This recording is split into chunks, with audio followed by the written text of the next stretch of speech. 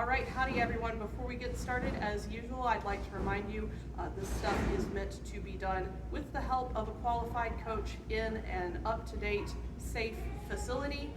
Please do not work on this stuff at home by yourself. It is for people who are already enrolled in a gymnastics class and are looking for guidance. All right? So first off, today we are going to be working on very basic steps to move you towards learning your handstand.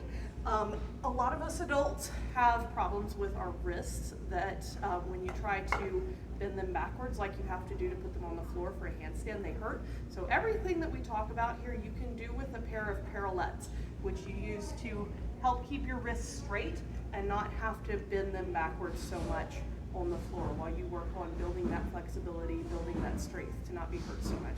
I personally don't need them though, so I'm going to go ahead and set them aside. And the first thing that we do when we're working on learning a handstand is we just start out, feet are going to go on a box, hands are going to go on the ground, and just, can you hold a push-up position with your feet elevated a little bit? Weight over your hands and keep those arms straight. If that's easy, then what you do is you start walking your hands backwards so that your bottom sticks up.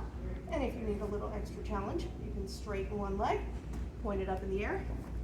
Same thing on both sides. I would hold that position about 10 seconds apiece. Then the next thing that we would do after that is what is called a hurt puppy walk, or some people call them three-legged dog walks. So you put both your hands on the floor.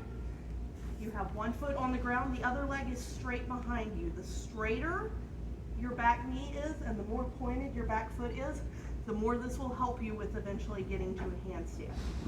And what you're going to do is you can either walk your hands and hop your foot, or you can hop your hands and hop your foot.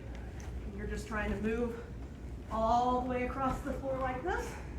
When you've made it all the way over to one side, turn around, put the other foot in front, lift the other back leg. The reason we work both sides is because we want to build our muscle evenly as possible on each side, even though one side will be more comfortable than the other.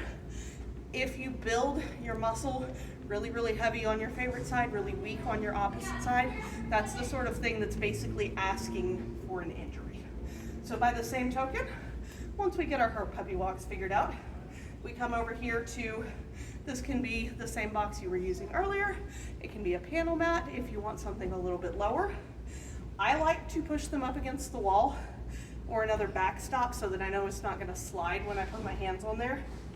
And you put your favorite foot in front to start out with, arms up by your ears, put your hands in the box, and this is called a split handstand. You kick up with one foot and keep your legs split. All right? And then switch, do the same thing with your opposite foot in front. Kick to split. Right? And that is kind of the first step of starting to learn how to do your handstands. The next video will be one about starting to find vertical and go all the way upside down in your handstand.